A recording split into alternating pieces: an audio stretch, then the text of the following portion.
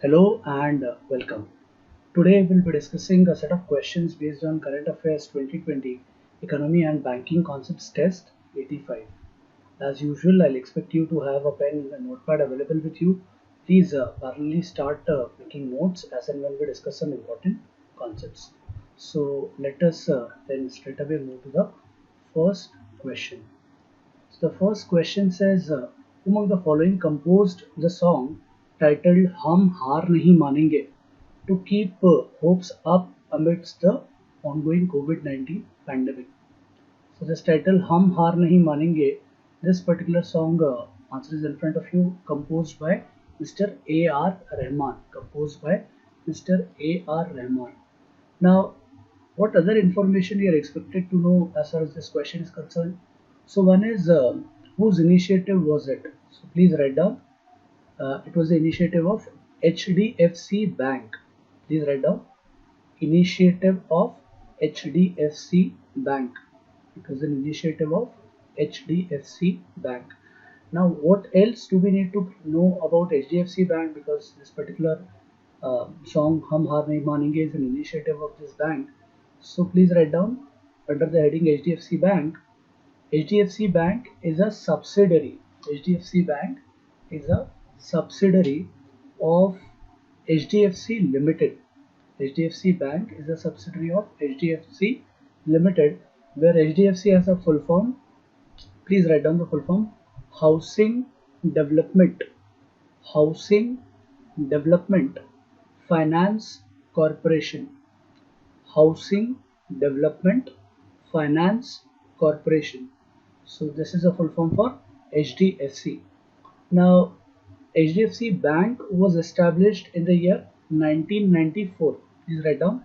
HDFC Bank established in the year 1994. Fine. And any other important information, important people associated with HDFC Bank? So please write down. Non-executive chairman is Shamla Gopinath. Non-executive chairman Shamla Gopinath, and managing director MD is Mr. Aditya Puri. Managing director MD is Mr. Aditya Puri. Interestingly, Aditya Puri is the MD since 1994. Since 1994, and therefore he is the longest serving head of any private bank in India, Mr. Aditya Puri. So please remember this name, a very respectable name in the banking circles. The managing director of HDFC Bank, Mr. Aditya Puri. Now, what is the tagline of HDFC Bank? Please write down the tagline. The current tagline is "We understand your world." We understand your world. We understand your world. This was about HDFC Bank, but as I said, HDFC Bank is a subsidiary of HDFC Limited, Housing Development Finance Corporation Limited. HDFC Limited was established in the year 1977. Please write down. Establishment of HDFC Limited 1977. 1977. What, almost 43 years ago now. So the headquarters are located in Mumbai, and therefore the headquarters of HDFC Bank are also in Mumbai.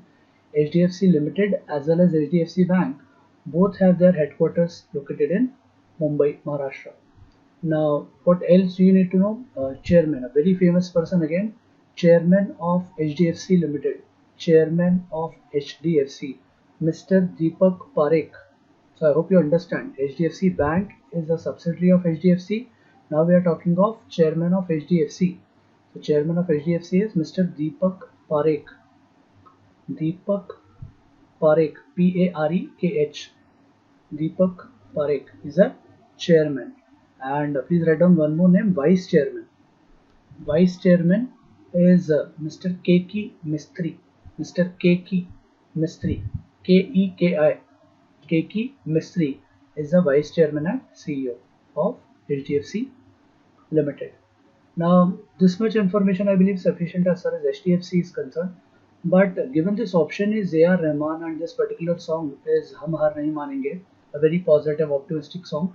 Uh, what other information do we need to prepare about the composer?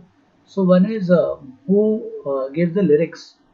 So please write down. The song was composed, the music was composed by A.R. Rahman, and the lyrics were given by Mr. Prasoon Joshi for this song. Lyrics were given by Mr. Prasoon Joshi. Prasoon Joshi. Any other trivia? So, full name of Mr. A.R. Rahman, I'm sure a lot of you would know. A.R. stands for Allah Rakha. Full name Allah Rakha Rahman. Very famous, very popular figure in Indian music. Allah Rakha Rahman. And interestingly, his original name was Dilip Kumar. Yes, so some of you might be surprised to know this. Originally, his name was Dilip Kumar. He converted to Islam in early 20s. So originally, his name was Dilip Kumar.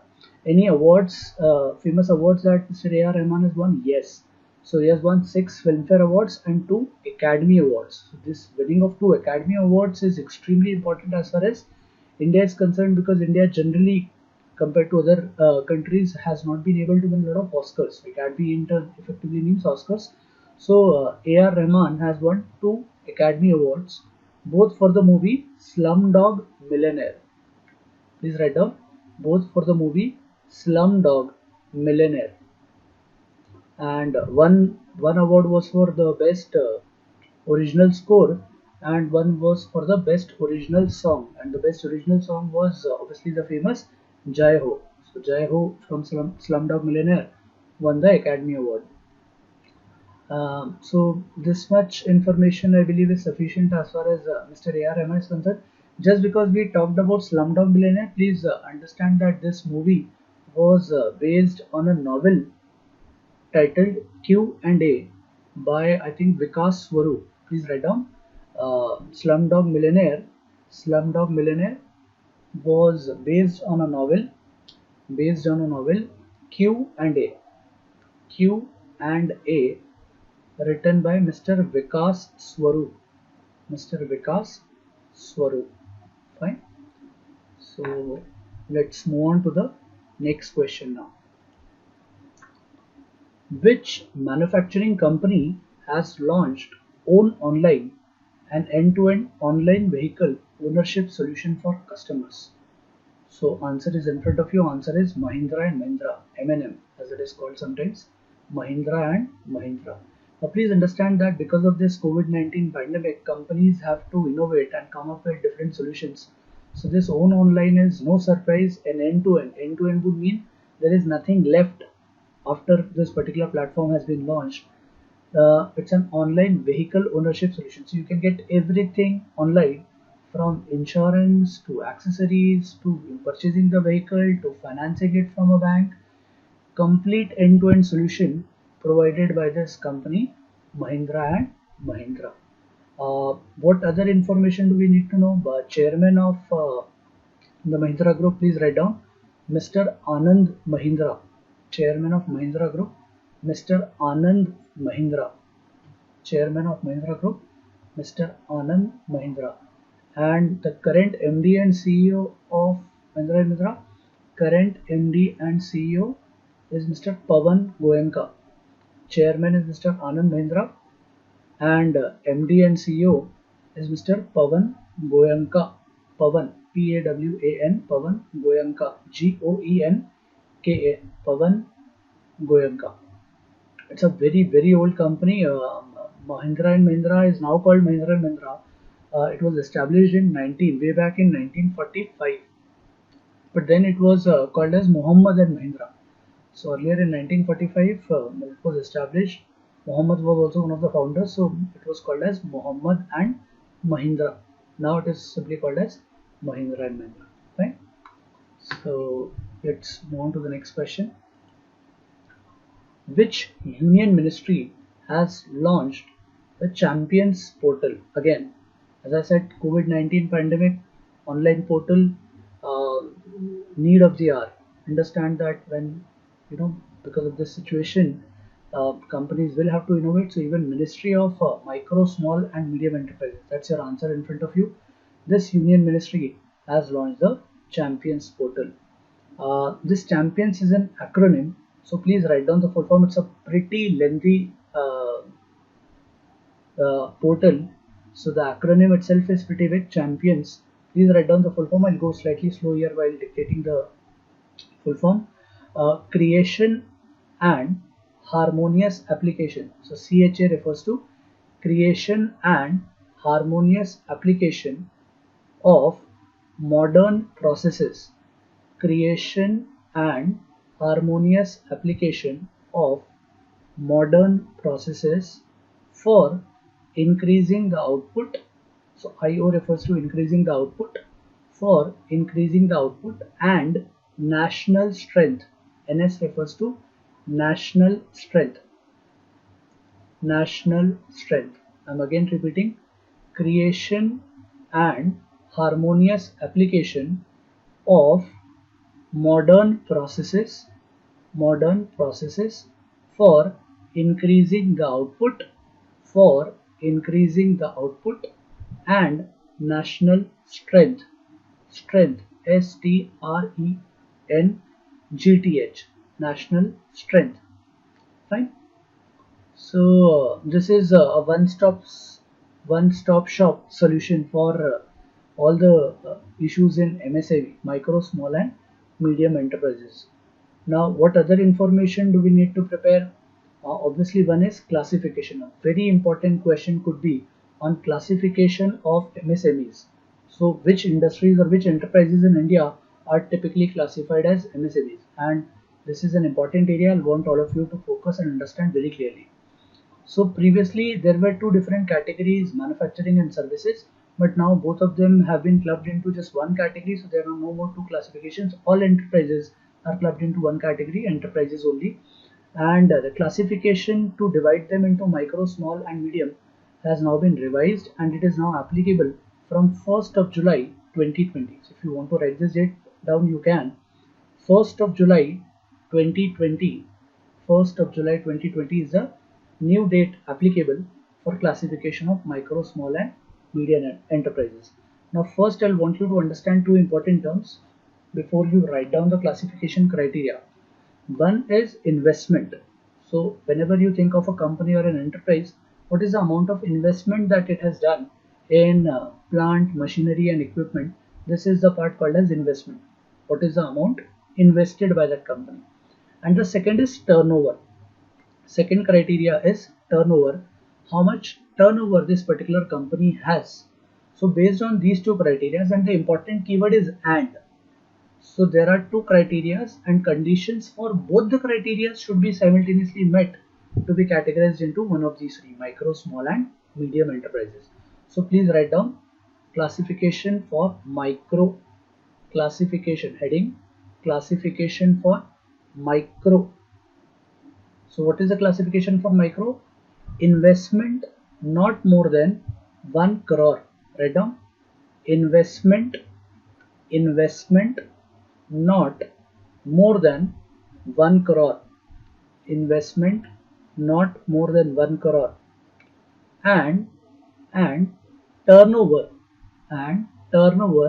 not more than 5 crores. Turnover not more than 5 crores. Investment not more than 1 crore, and turnover not more than 5 crores. For crores, I'll simply use the term CR, frequently used. So whenever I say CR, it typically for this question would mean crores, CRORE. So if the investment is not more than 1 crore and the turnover is not more than 5 crore, it is typically classified as micro. As I said, keyword is and. So both the conditions should be met. Now this is the classification for micro. Given this that you have written this, please also remember this ratio. So 1 crore and 5 crore ratio is 1:5. This will be true for the other two categories as well. So it will be easier for you to remember. So for even small and medium, the ratio for investment and turnover is typically 1:5, but the values are obviously higher. So write down classification for small enterprises. How will a particular enterprise be classified as small? The investment should not be more than 10 crores. Investment should not be more than 10 crores, 10 CR.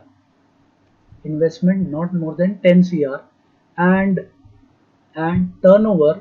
Now can you tell me the value? Given that you understood the logic, I hope you know the value of turnover now.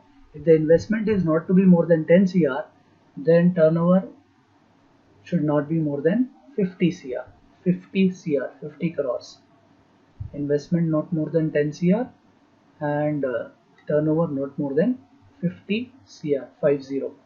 And the last classification for medium enterprises, so write down investment not more than 50 CR. Investment not more than 50 CR and and turnover not more than, now you can guess the value, you can calculate the value in fact, and turnover not more than 250 CR, 5 times, ratio 1:5. So turnover not more than 250 CR. So very quickly just summarizing the classification: micro investment not more than 1 CR, turnover not more than 5 CR, small investment not more than 10 CR, turnover not more than 50 CR, and last medium investment not more than 50 CR and turnover not more than 250 CR. So this is a classification, very important because it has recently happened, applicable from July 1st, 2020. What other information? Who is the minister? Who is the minister in charge of this particular ministry, micro, small, and medium enterprises? Please write down the name. The minister is Mr. Nitin Jairam Gadkari. Mr. Nitin Jairam Gadkari. Nitin Jairam Gadkari. Gadkari. Mr. Nitin Jairam Gadkari. So he is a minister. Are there any other ministries as this particular person is in charge? I'm sure you would have heard of this person's name is Mr. Nitin Gadkari. He is also the Minister for Road Transport and Safety. Please write down. He is also the Minister for Road Transport. Minister for Road Transport and Safety. I'm sure you would have heard of him famously with regards to the credit given for creation of Mumbai-Pune Expressway. Creation of Mumbai-Pune Expressway was under the leadership of Mr. Nitin Gadkari. Anyways, so Mr. Nitin Gadkari, Minister for Road Safety and Transport, Road Transport and Safety. He is also the Minister for MSME, Micro, Small and Medium Enterprises.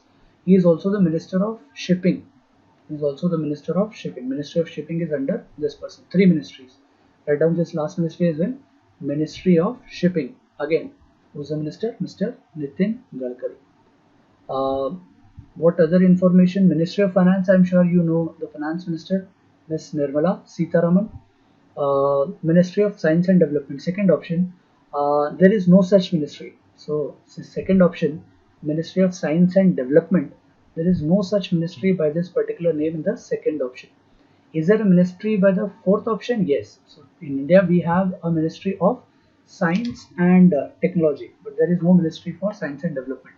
So Science and Technology, who is the current minister? Please write down the name. The minister for this Ministry of Science and Technology is Dr. Harshvardhan. Dr. Harshvardhan. He is incidentally also the minister for Health and Family Welfare. So fifth ministry that you see in your options, Ministry of Health and Family Welfare. The minister is Mr. Harshvardhan, Dr. Harshvardhan. Again, as we did with Mr. Nitin Gadkari, he is holding 3 important ministries. Even Dr. Harshvardhan has a third ministry under his charge. Please write down the name. Ministry of Earth Sciences. Ministry of Earth Sciences. Ministry of Earth Sciences. So 3 ministries under Dr. Harshvardhan as well. Ministry of Science and Technology, Ministry of Health and Family Welfare, as well as the Ministry of Earth Sciences. Fine. What else do we need to remember about Dr. Harshvardhan? Recently, he was appointed the chairperson to the executive board of the WHO. Please write down. Dr. Harshvardhan is not just the health minister, but he's also been appointed recently as the chairperson. Recent appointment as the chairperson to the executive executive board of the WHO, World Health Organization. World Health Organization. Fine. So I believe this much information is sufficient for this question. Let's see the next question then. What is the maximum amount for a fixed deposit in banks? So answer is in front of you. There is no upper limit, and it is fairly logical that banks do not have typically an upper limit for fixed deposits. So all of us understand what are fixed deposits. Let's say fixed deposit for 5 years would mean once you deposit your money, whatever be that amount, let's say 50,000 you have deposited in the form of fixed deposits in a bank, then you will not be able to withdraw that 50,000, let's say for the next 5 years, the duration or the term of that deposit. So it is very beneficial for the bank because bank knows and is sure that for the next 5 years you are not going to demand this money. So this money can be then used by banks to give advances or loans, and the difference between the interest rates will be the bank's profit. So fixed deposits are, probably the best source of money for banks because banks are sure that the customers are not going to demand back the money, and therefore there is typically no upper limit. Is there a lower limit? Yes, but you don't need to memorize that lower limit because it varies from banks to bank. So some banks may have the minimum limit of, let's say, 500 rupees or 1000 rupees or 10,000 rupees, depending on the kind of bank that classification that bank does on its own. So there is no upper limit as such. One more important thing, fixed deposits are typically also uh, time deposits. So when you say demand deposits and time deposits in a bank, demand deposits typically include, or demand liabilities as they are sometimes called, for a bank include the current account and savings account. Sometimes it is called as CASA, CASA. So CASA refers to the demand liabilities, and when it comes to time liabilities, one example could be fixed deposits. When people will not demand it at any particular point in time, but only after the particular time period is over, are called as time deposits or time liabilities for bank. So the ratios that you typically study, let's say CRR, cash reserve ratio, is a percentage of what? Percentage of the net demand and time liabilities. So I have very briefly explained to you what do you mean by demand liabilities, current account and savings accounts, and time liabilities. An example could be fixed deposits. So remember this term, a very important term, net demand and time liabilities. Let's look at the next question now. Which is are the banks covered under the Banking Ombudsman Scheme 2006? Answer is in front of you. Answer is all of these. Typically in the definition, option 1, all scheduled commercial banks. Point 2, regional rural banks, RRBs, as well as fourth point, scheduled primary cooperative banks are included. But this third option, private banks, so when you talk of scheduled commercial banks, private banks can also be scheduled commercial banks. We are including third as an option as well. Otherwise, strictly speaking, 1, 2 and 4 are the classification as far as the list of banks that are covered under the Banking Ombudsman Scheme are concerned. Now one question is, what do you mean by Banking Ombudsman and what is this scheme about? So this scheme details the list of functions under the Banking Ombudsman. So who is the Banking Ombudsman? You can simply think of this position as the authority for resolution of customer complaints. For example, suppose you have a bank account and you're not very happy with your bank for some reason. Let's suppose you're not happy because they have deducted some charges which you feel are unreasonable. So there was no need to deduct those charges, deduct an amount from your account, but bank has deducted. Now you approach your bank and ask for a clarification from the manager or from some concerned authority, and the manager is not responding. So manager says these are standard charges XYZ and you're not happy, and the manager also says that we can't really help you much with this. So the first thing that you'll do is you'll lodge a complaint with the bank itself, with the bank manager or with the portal. So typically, what is the time frame that you expect to get in reply? As far as this particular scheme is concerned, RBI says that you have to wait for 1 month.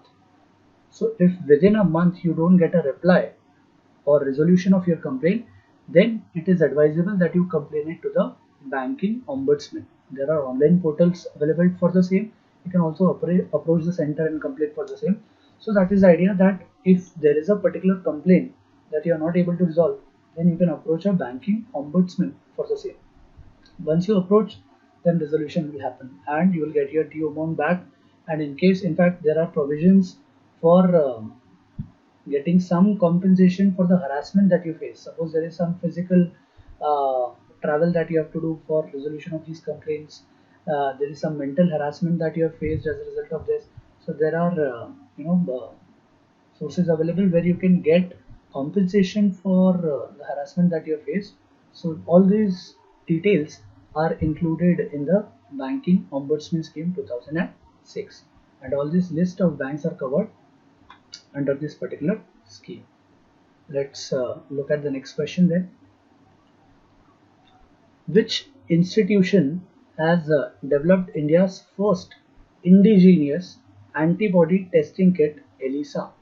Answer is in front of you. Answer is NIV, Pune. Now, what do you mean indigenous? Indigenous would mean it has been developed completely within India. It's a local product. So there is no foreign element. So we have not sourced anything in terms of be the physical parts or the research. Everything has been done locally in India. So it's a completely made in India product. This particular antibody testing kit, ELISA. What other information do we need to know? One is obviously the full forms. A lot of full forms that you have to remember, but it's a good thing if you're able to memorize because questions can come on these full forms. So is there a full form for ELISA? Yes, please write down. I'll go slow here. Full form for ELISA is enzyme linked, ENZYME, ENZYME, enzyme linked, LINKED, enzyme linked, immuno, IMMUNO, immuno, enzyme linked, enzyme linked, immunosorbent, SORBENT, immunosorbent, assay, ASSAY, assay, enzyme linked immunosorbent assay is a full form for this particular kit. It has been developed by NIV. NIV stands for National Institute of Virology. National Institute of Virology, headquartered in Pune, as it's mentioned in the option. National Institute of Virology. NIV comes under ICMR. So I'm sure while reading newspapers you would have come across this term very frequently. ICMR. Please write down the full form for ICMR. Full form for ICMR is, yes, you already know what is the full form. Yes, good. Indian Council of Medical Research. Indian Council of Medical Research is the full form for ICMR.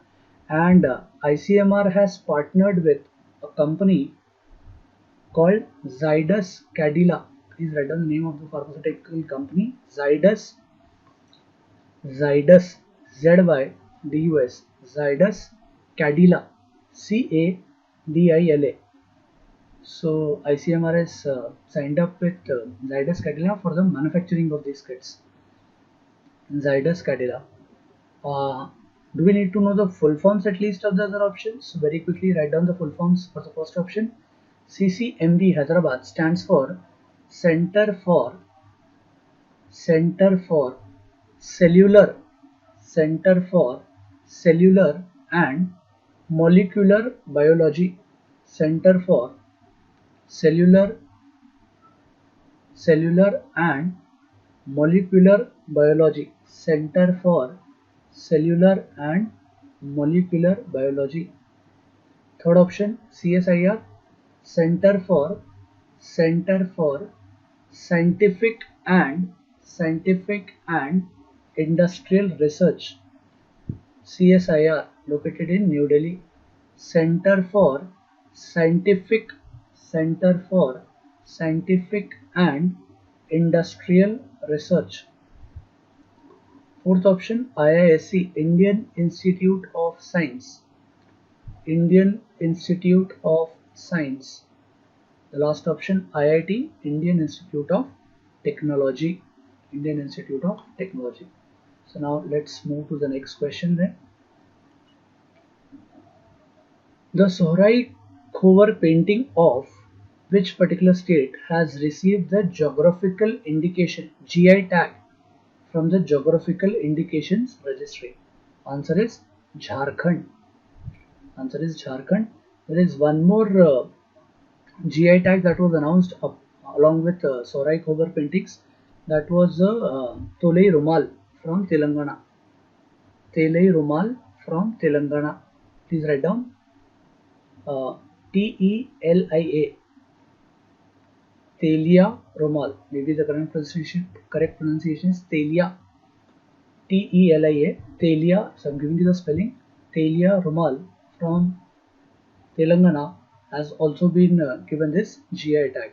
Now, what do you mean by this GI tag? So let us understand the definition of what do you mean by GI tag. GI tag is a name or a sign on a particular product given because of the special geographical based attributes that the product has. What do you mean special geographical based attributes? Think of some special products coming from a particular region. Think of Darjeeling tea. So the product basically is tea, but then you say Darjeeling tea is very famous. What do you mean Darjeeling tea? Tea originating in the geographical region of Darjeeling has special qualities. You would consider it a special, it has a special and a unique taste attached to it. So this particular product has a GI tag for Darjeeling tea. So any tea originating in Darjeeling can use this particular tag to differentiate itself from other teas in the market. Similarly, you would have heard of Alfonso mangoes from Ratnagiri. So Alfonso mangoes from Ratnagiri also have been given GI tag and so on. So there are, I believe, more than 300 odd products that have been given GI tag till now. Interestingly, Darjeeling tea was the first product that was given the GI tag by the Geographical Indications Registry. And anything else that we need to know? This Geographical Indications Registry is based in Chennai. Please write down the location. It is based in Chennai, Tamil Nadu. Fine. Let's look at the next question then. India has been ranked at the 74th position on the Global Energy Transition Index released by the answer is World Economic Forum. Answer is World Economic Forum. Any other information that we need to remember? Who established this World Economic Forum? Please write down the name. Very important person. Mr. Klaus Schwab. Klaus. Write down. Klaus. Klaus Schwab. SCHWAB. Mr. Klaus Schwab. He's from Germany. He is from Germany. Next important information, where are the headquarters of World Economic Forum located? By now I'm sure you would have memorized a lot of headquarters. Can you recall where are the headquarters of WEF, World Economic Forum, are located? Yes, they are located in Geneva, Switzerland. Headquarters in Geneva, Switzerland. But the annual meeting, interestingly, of World Economic Forum does not happen in Geneva. It happens in Switzerland, but it does not happen in Geneva. It happens in a place called Davos. Please write down. Annual meeting of WEF. Annual meeting of World Economic Forum. Annual meeting of WEF happens in Davos. DAVOS. Happens in Davos. Fine. Let's look at the next question now. Which state government has launched the HOPE, HOPE, HOPE portal to help unemployed youth to get job opportunities? Answer is Uttarakhand government. Answer is Uttarakhand government. Now again, when HOPE is written in all caps, you can now understand that it also has a full form. It's an acronym. So please write down the full form of this portal. Again, COVID-19 online portals, Champions portal from MSME we have already seen, Own Online from Mahindra and Mahindra. Now this third question on the same lines with regards to online portals. So please write down the full form for HOPE. Helping out.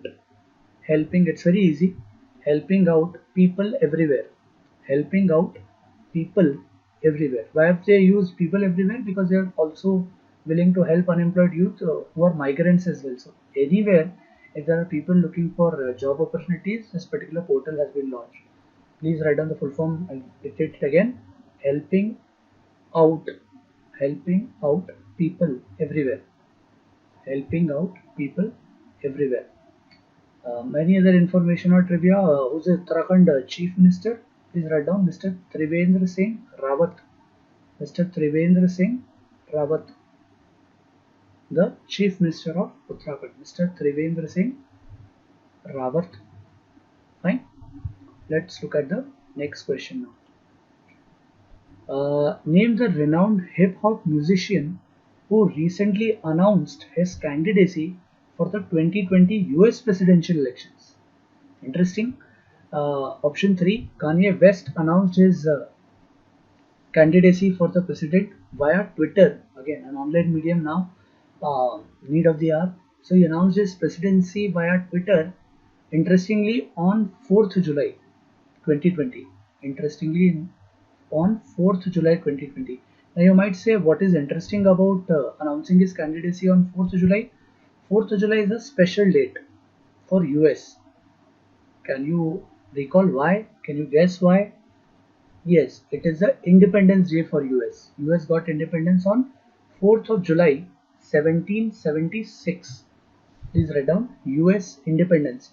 Because this year US elections are going to get held, questions relating to US can be an important part of your preparation for this year's exam and the exams that are going to happen in the next first 6 months of the next year as well.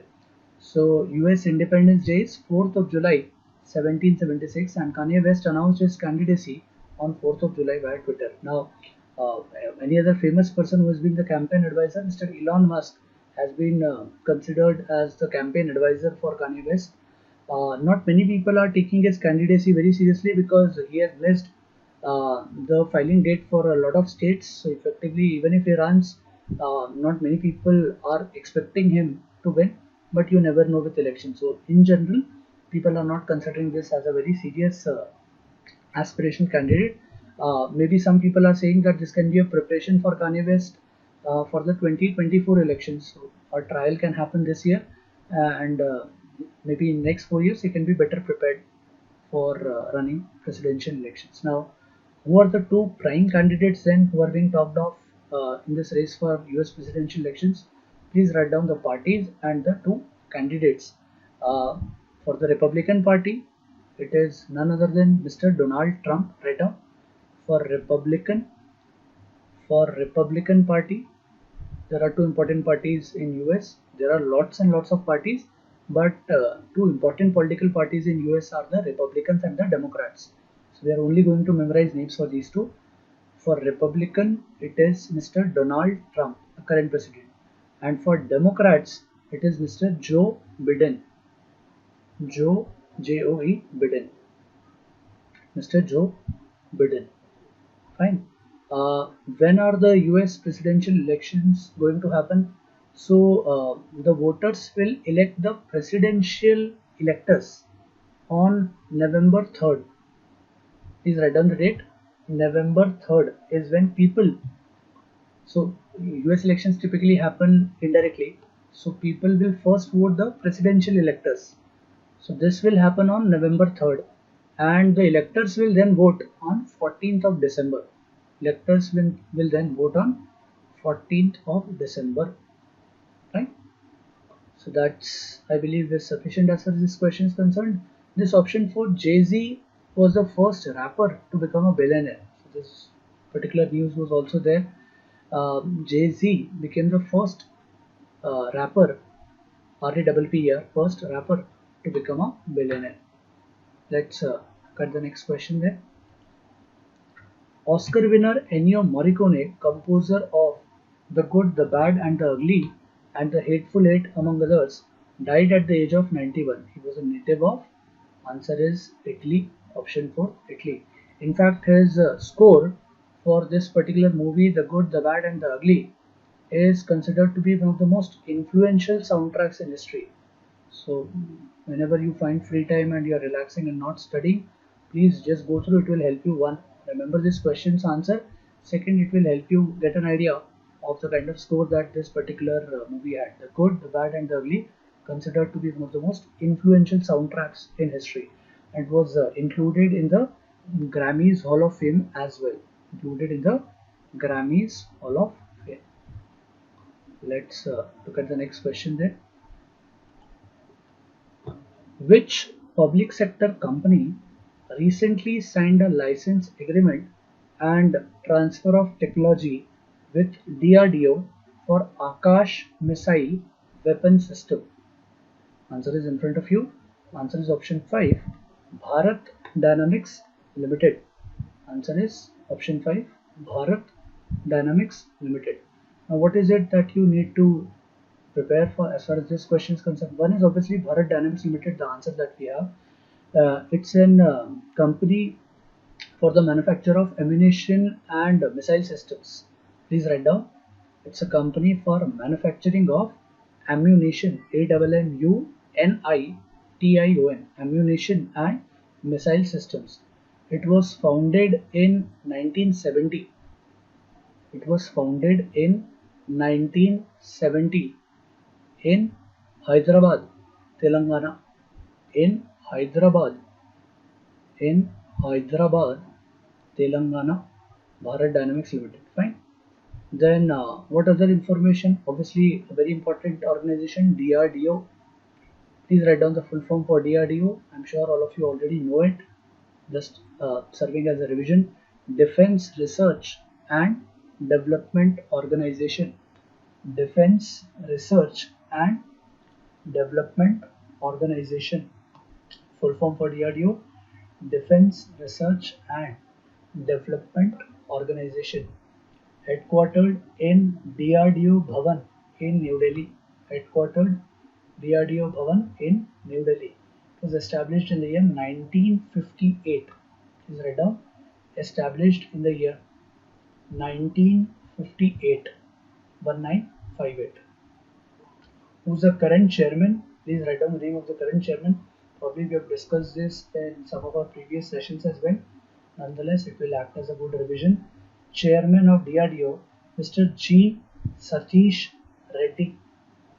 G, capital G, space Satish, SATH EESH.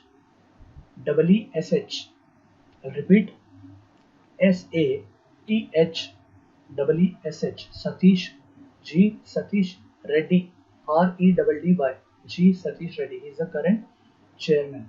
This person is also the scientific advisor to the defense minister. So understand that DRDO directly comes under the defense ministry. DRDO directly comes under the defense ministry, and this person, Mr. G. Satish Reddy, is also the scientific advisor to the defense minister. Who's the defense minister currently?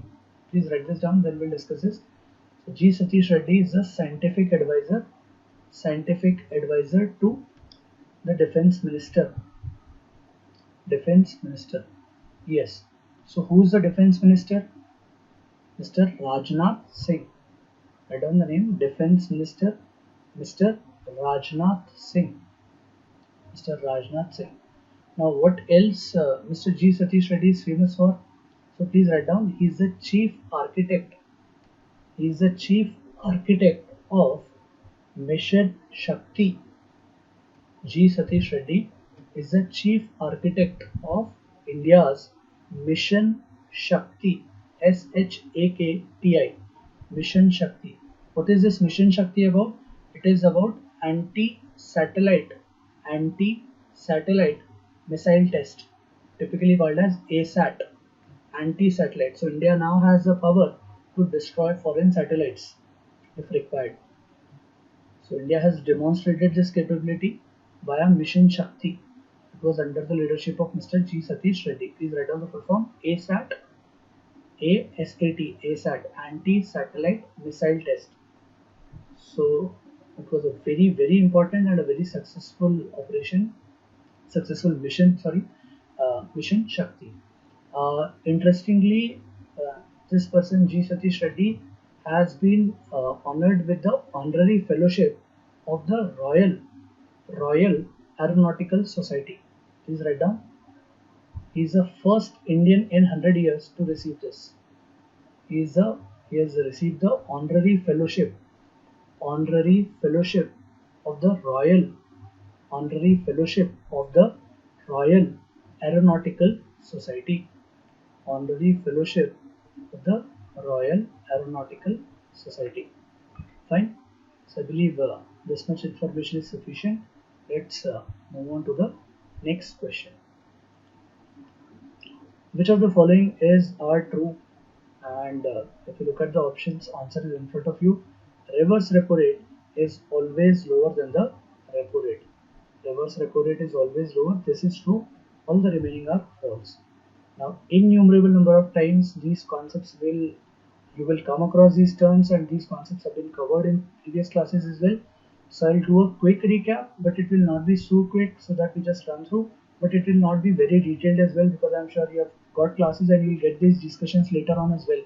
As far as all these terms are concerned, probably the most important part of your exams preparation is your ability to understand and memorize these rates.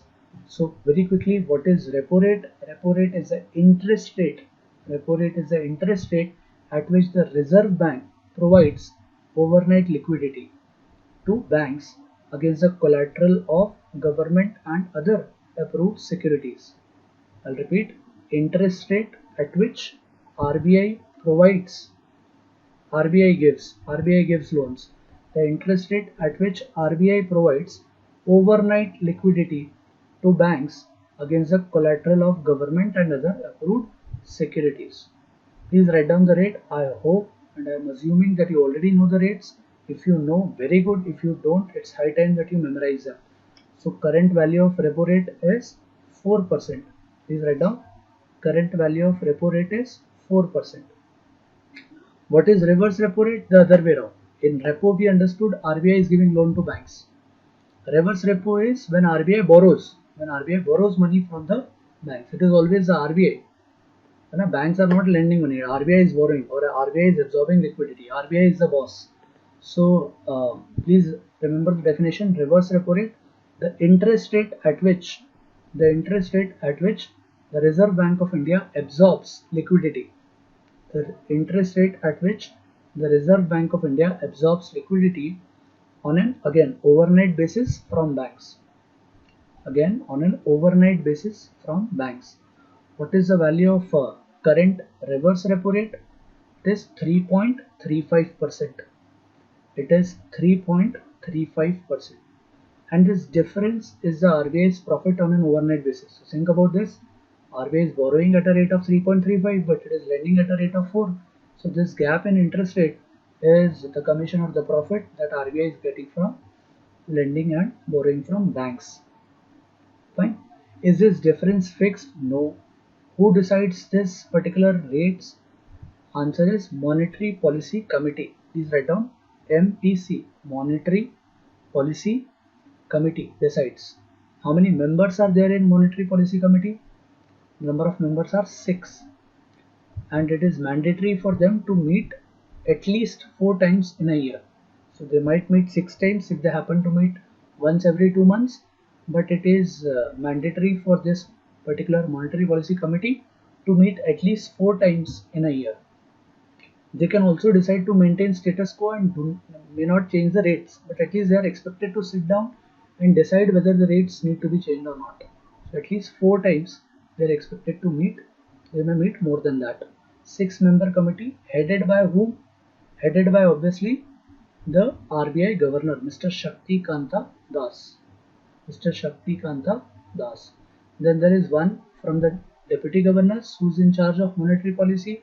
Then there is one member from RBI, not a deputy governor, but one other member from RBI. So these 3 from RBI itself, and then there are 3 members from the society. So currently the 3 members are from some leading institutions in India, like the Indian Statistical Institute, like the Delhi School of Economics, like the Indian Institute of Indian Institute of Management, Ahmedabad.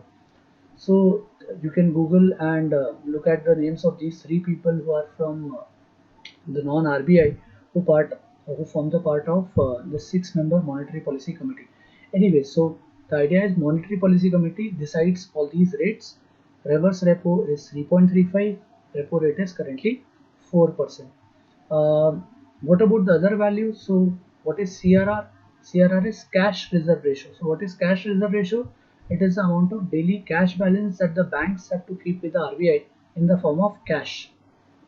So second option is false because it is mentioning both cash and gold. So gold is not included as part of cash.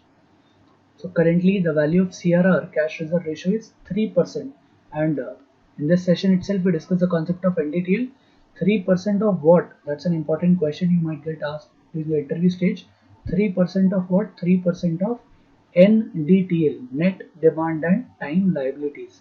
So this CRR is 3% of NDTL, and it includes cash, it does not include gold.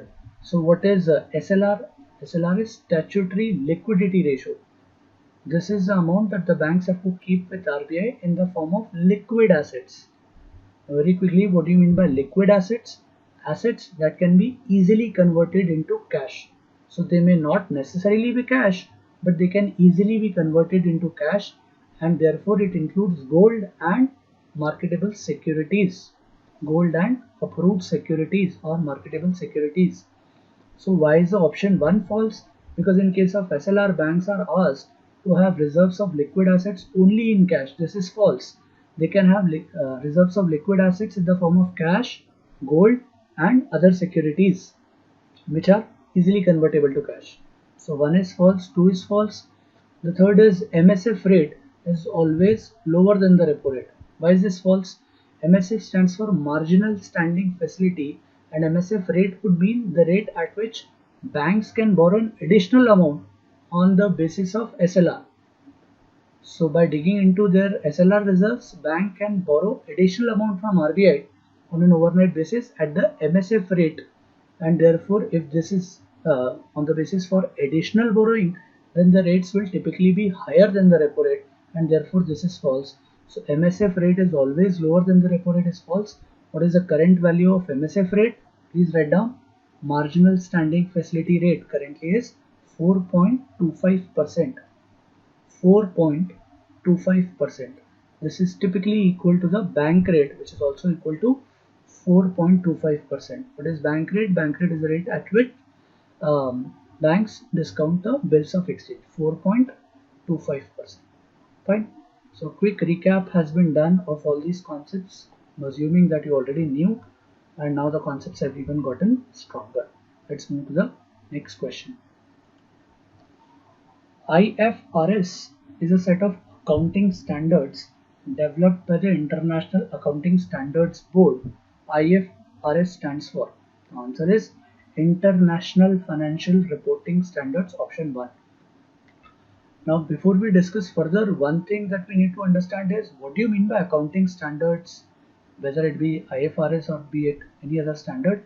What do you mean by accounting standards? So think of it in this way, that if you want to compare the financial health of different companies, how do you go about comparing which company is doing better financially in its operations? So you need to compare financial records, but then if the records are not maintained in a particular format, it might become very difficult for you to compare and come up with a right picture. Therefore, all the companies are required to publish their financial records in a particular format, and those formats are nothing but accounting standards. So for example, you want to compare two private sector banks in India, let's say HDFC Bank that we discussed in the first question, and let's say ICICI Bank.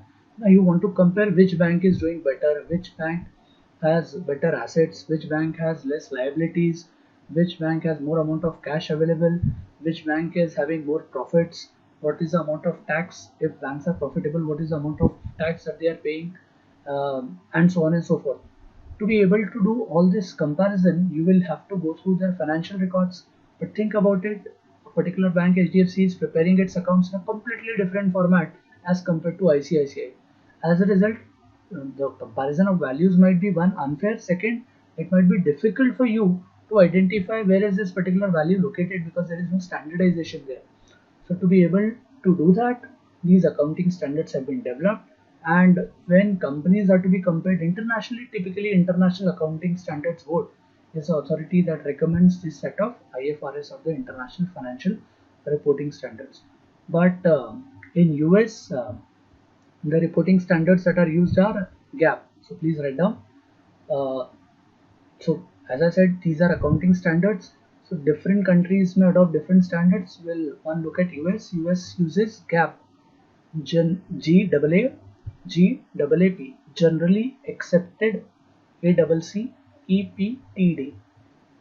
So US accounting standards are US GAAP, GAAP, generally accepted accounting principles, generally accepted accounting principles, generally accepted accounting principles.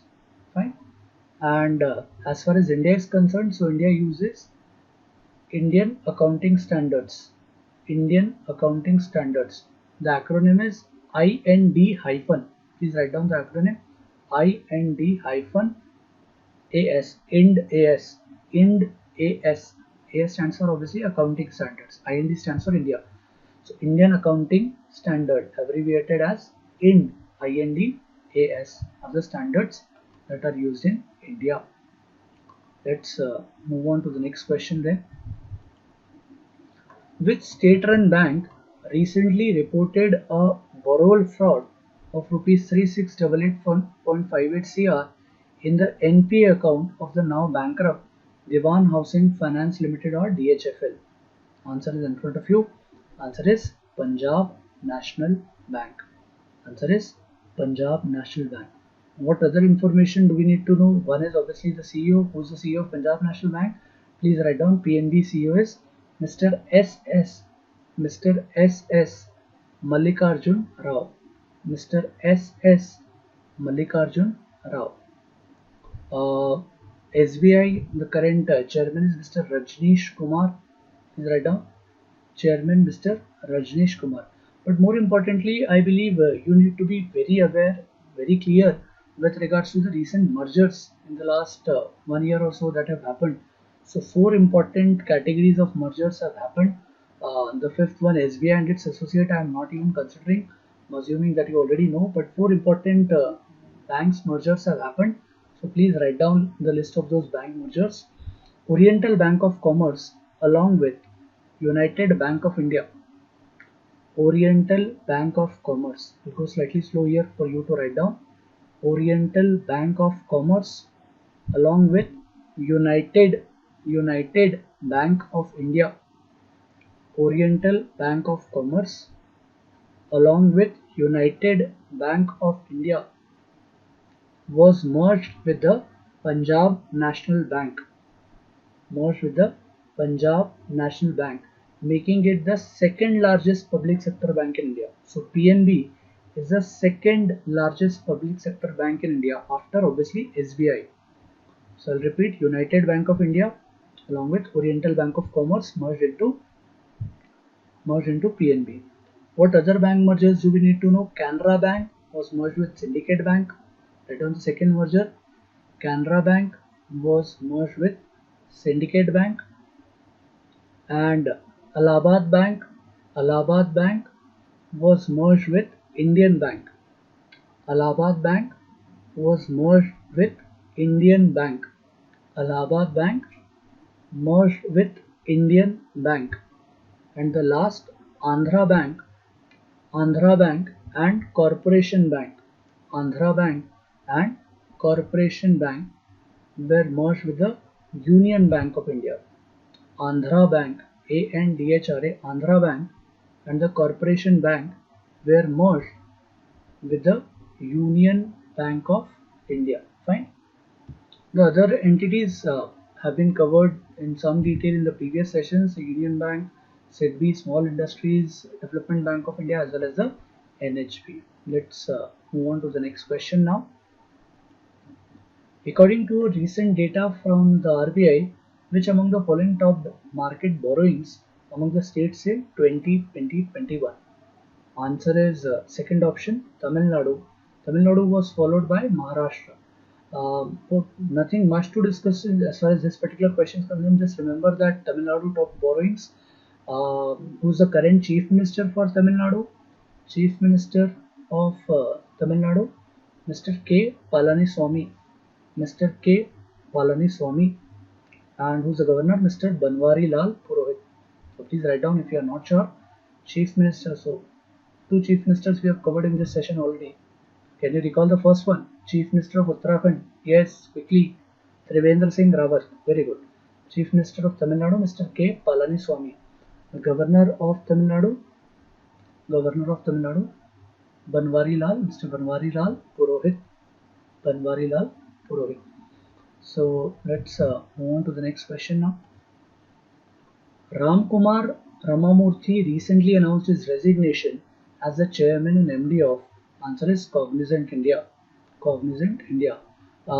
It was a pretty long association. He was associated with this company for 23 years. So 23 long years he was with this company, and he recently announced his resignation to pursue his other interests of mentoring people who are into entrepreneurship and startups. So he has now resigned. Interestingly, till now, nobody has yet been appointed as a chairman MD. Maybe in the next few days, you might hear this news or read this news in newspapers with regards to the new chairman and MD of Cognizant India. Who's the CEO or MD of Mindtree? Answer is Mr. Debashish Chatterjee. Please write down. Please write down Mr. Debashish Chatterjee. Mr. Debashish Chatterjee is the MD of Mindtree. For the third option, TCS, please write down. The current MD and CEO is Mr. Rajesh Gopinathan. Mr. Rajesh Gopinathan, the CEO of TCS. CEO of TCS, Mr. Rajesh Gopinathan. Who is the chairman of Tata Sons? The chairman of Tata Sons, Mr. N. Chandrasekaran. Write down. Mr. N. Chandrasekaran. Mr. N. Chandrasekaran, chairman of Tata Sons.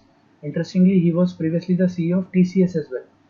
So now is the chairman of Tata Sons, Mr. N. Chandrasekaran, and CEO of TCS, Mr. Rajesh Gopinathan. TCS is the largest IT services provider company in the world, and it is probably the second largest company by market capitalization after RIL.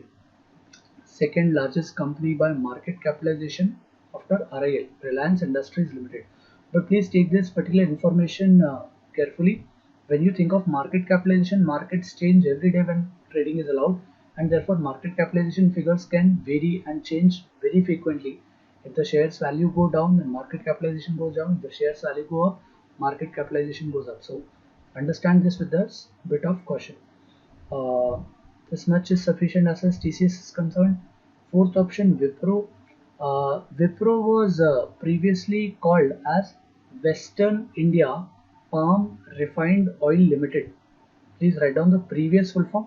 Now it is legally Wipro Limited only, but previously it was called as Western India. I'll go slow here. Western India Palm Refined Oil. Western India Palm Refined Oil Limited. Now it is legally Wipro Limited only. Who's the current chairman? Current chairman for Wipro is Mr. Rishabh Premji. Mr. Rishabh, Rished, Rishabh Premji. He has now taken over from his father. I'm sure you know his name, Mr. Azim Premji. Mr. Azim Premji. So Rishabh Premji is the current chairman. Who's the CEO of Wipro? Thierry Delaporte. Please write down the name. Thierry. Thierry. Thierry. Thierry Thierry Delaporte is the current CEO of Wipro. Interestingly, Mr. Azim Premji is considered to be India's #1 philanthropist. He has donated huge amounts of wealth towards philanthropy. In fact, he was the first Indian to become the member of the organization, the Giving Pledge. So this Giving Pledge is an initiative by Warren Buffett and Bill Gates to encourage the wealthiest of people in the world to give away their wealth in the form of charity for the people who are less privileged. So he's the first Indian to become the member of this particular initiative, the Giving, Giving, Giving Pledge. Who started this initiative, Giving Pledge? Warren Buffett and Bill Gates. And Mr. Azim Premji is the first Indian to be a part of that. So I believe this much is sufficient as far as Wipro is concerned. Accenture India head is Ms. Rekha Menon. Please write down Rekha, Rekha, Rekha Menon. And the Accenture head worldwide is Julie Sweet, Julie, Julie Sweet, Sweet. Accenture worldwide. Accenture India head is Rekha Menon. Fine.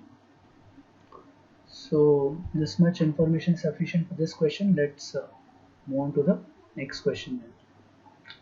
Prime Minister Narendra Modi recently addressed the inaugural session of a 3-day virtual conference of the India Global Week 2020, which was organized in, answer is, London. Obviously, it had to be organized online, but the venue where the organization happened, where it was organized, was London. Not much to discuss here. Let's quickly move to the next question. As on 8th July 2020, with which regulatory body has the Central Board of Direct Taxes (CBDT) recently signed an MOU for data exchange between the two organizations on an automatic and regular basis. Very important initiative as far as regulations are concerned. So this was signed with SEBI, Securities and Exchange Board of India. So just think about it logically. What does this signing of MOU of data exchange would mean? Suppose you trade in stock markets. You have particular company's shares and you sell it and then you earn a profit. Is it taxable? Yes. Now this CBDT will have data exchange available with SEBI directly, so that if there are people who are not paying taxes from the income that they have been able to generate through this, then this can be better tracked and monitored. So Central Board of Direct Taxes obviously is a statutory body formed under the Central Board of Revenue Act. You can write this down. Formed under the Central Board of Revenue Act of 1963. Central Board of Revenue Act 1963. Who's the current chairman? Current chairman is Mr. Pramod Chandra Modi, M-O-D-Y. The spelling is M-O-D-Y. Mr. Pramod Chandra Modi is the current chairman. Mr. Pramod Chandra Modi is the current chairman of CBDT.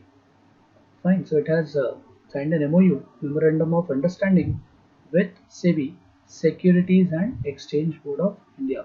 SEBI is again a statutory body established via the SEBI Act of 1992, headquartered in which place? Mumbai.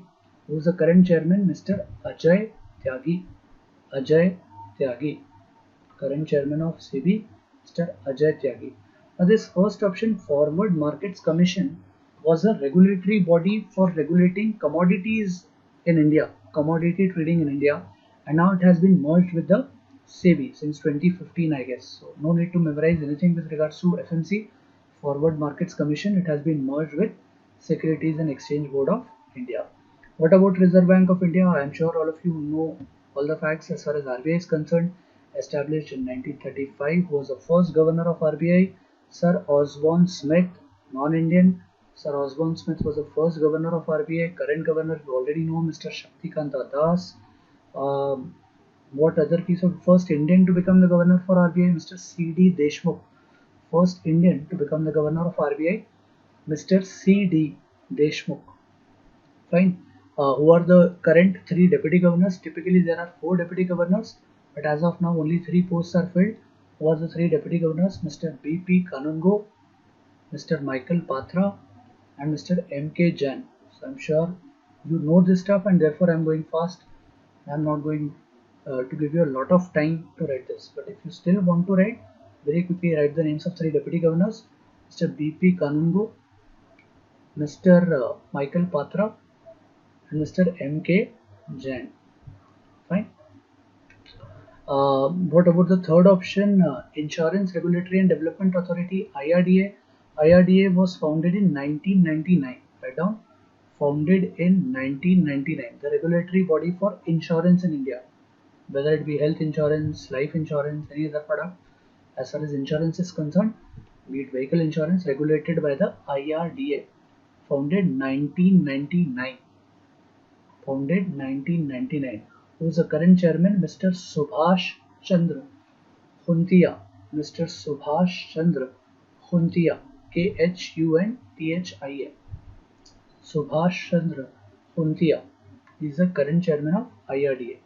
Then the fourth option, Pension Fund Regulatory and Development Authority, obviously a regulating body for pension in India. It was founded in the year 2003. Please write down. Founded in the year founded in the year 2003, and the current chairman is Mr. Supratim Bandyopadhyay. Mr. Supratim Bandyopadhyay, chairman of PFRDA. This PFRDA also manages something called NPS, which is the National Pension System. So this NPS also comes under PFRDA, Pension Fund Regulatory and Development Authority. Fine. Let's move on to the next question then. Who will be the chairman of a 9-member working group constituted by IRDA to look into the possibility of setting up a pandemic risk pool to deal with risks associated with disruption in economic activity following an outbreak of coronavirus like health emergencies? So answer is in front of you. Answer is option 3, Suresh Mathur. Suresh Mathur. Fine, not much to discuss here. Let's look at the next question. Which among the following has topped the Startup Genome's Global Startup Ecosystem Report 2020? So answer is second option, Silicon Valley, California has topped this particular report. What does this report talk of? It talks of providing an ecosystem for startups to become global businesses or successful global businesses in near future. Is there an ecosystem? Is there sufficient resources available in a particular region for startups to become big businesses sooner or later? So Silicon Valley, obviously you would have heard of this name, is ranked number 1 as far as this particular list is concerned. It has all the necessary infrastructure, the resources available, people who can fund, venture capitalist funds, and so on and so forth. So Silicon Valley, remember this name. Any Indian cities? So this particular report combined the list of top 40 cities as far as this ecosystem is concerned, and 2 Indian cities have been able to feature in this list. One is Bangalore, ranked at 26. Please write down. Bangalore ranked 26th, and New Delhi ranked 36th. Bangalore ranked as 26th and New Delhi ranked as 36th. Fine. So this much I believe is sufficient. Let's move on to the next question then. Which among the following institutions has launched a new scheme called Accelerate Vigyan to provide a single platform for research internships, capacity building programs, and workshops across the country? Answer is third option, Science and Engineering Research Board. Again, one more question on providing a platform. So this is again, as I said earlier, a big need of the hour, and a lot of initiatives have been taken, one of them by the Science and Engineering Research Board. What do you mean by capacity building? Capacity building, whenever you come across this term, it is about training people so that people become capable. So to make people capable by training them is called as capacity building. Right? Let's move on to the next question. Who among the following persons has recently been named the interim chairman of the International Cricket Council after its incumbent? What do you mean incumbent? The current person in charge. The current person in charge has stepped down, Mr. Shashank Manohar, and the interim chairman now is Mr. Imran Khwaja. The interim chairman is Mr. Imran Khwaja. He was the vice chairman, now he has been given the post of being the interim chairman. Who are the people who are in line to become the next ICC chairman? One is obviously this person, Mr. Imran Khwaja, who is currently the interim chairman. Then there is this person called Colin Grave. He was the previous chairman of ECB. English Cricket Board. So he is in line to become the next ICC chairman. And the third, interestingly, is Mr. Saurav Ganguly. Yes, our very own Mr. Saurav Ganguly is in line to become the International Cricket Council chairman. Saurav Ganguly is also currently the BCCI president. What is the full form for BCCI? Board of Control for Cricket in India. I'm sure you know this, a lot of people would know this. If you don't, please write this down. Board of Control for Cricket in India. Board of Control for Cricket in India, full form of BCCI. So BCCI president currently is Mr. Saurav Ganguly, a very celebrated Indian captain. Option 1, Ehsan Mani is the current chairman of PCB. Ehsan Mani is the current chairman of PCB. What does PCB stand for? PCB stands for Pakistan Cricket Board. Ehsan Mani is the chairman of Pakistan Cricket Board. This option 4th, Manu Sawhney. Who is this person? Manu Sawhney is the CEO of ICC, the Chief Executive Officer, the CEO of ICC. He is an alumnus of the famous Indian Institute of Foreign Trade, New Delhi. Mr. Manu Sawhney, an alumnus of the Indian Institute of Foreign Trade, New Delhi. He is the current CEO of ICC. This fifth option, Indra Nooyi, I'm sure you know, she was a famous CEO of PepsiCo. She was also the chairman there.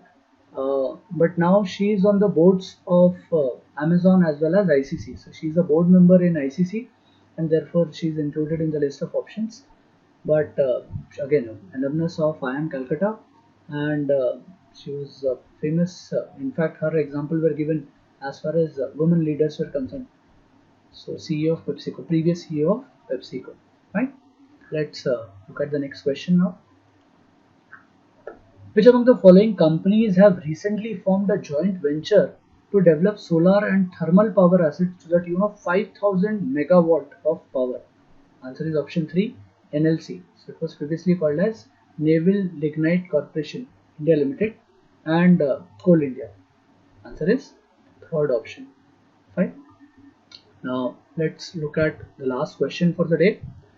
Which of the following will prepare economic survey in India? Now you need to understand where is this question coming from. Answer is given as Chief Economic Advisor, but then you need to understand some more details with regards to preparation of economic survey. Let us first discuss what is an economic survey. So economic survey is a document prepared by the Ministry of Finance, the specific department being Department of Economic Affairs, under the guidance of this person in second option, Chief Economic Advisor. So think about it this way, there is this Ministry of Finance. In Ministry of Finance you have a Department of Economic Affairs. This Department of Economic Affairs will prepare the budget and will help in preparation of the economic survey under the guidance of whom? Under the guidance of the Chief Economic Advisor to the Government of India.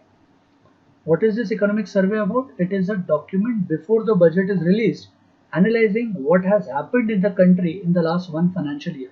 So what have been the growth rates, how much investment has been done, what have been the objectives of the government, have the targets been met, what is the future perspective, and so on. So all these details are outlined in the economic survey before the budget is presented. And understand therefore that even though the answer is Chief Economic Advisor, it is prepared by the Department of Economic Affairs under the Ministry of Finance. Under the guidance, so the Chief Guiding Officer you can say is a Economic Advisor. For Finance Ministry, we already know the name of Finance Minister, Ms. Nirmala Sitharaman. The Department of Economic Affairs that we discussed, which prepares the budget, who is the current Economic Affairs Secretary? Please write down the name, Mr. Tarun Bajaj. Mr. Tarun Bajaj is the Economic Affairs Secretary. Who is the current Chief Economic Advisor? Please write down the name, Krishnamurthy Venkat Subramaniam. Chief Economic Advisor, K.V. Krishnamurthy Venkat Subramaniam. I am sure you already know the names of third and fourth. Fifth option, Finance Secretary. He is a Chief Advisor to the Ministry of Finance or the Finance Minister in general. So Finance Secretary, please write down the name, Mr. Ajay Bhushan Pandey. Finance Secretary, Mr. Ajay Bhushan Pandey is the Chief Financial Advisor or Chief Advisor to the uh, Finance Minister. He is also the CEO of the Finance Ministry in other terms. He handles the Department of Finance Ministry, Mr. Ajay Bhushan Pandey, Finance Secretary. So I believe that's it for this particular session. I hope you have thoroughly understood the concepts in detail. All the best for your preparation from my side. Do well.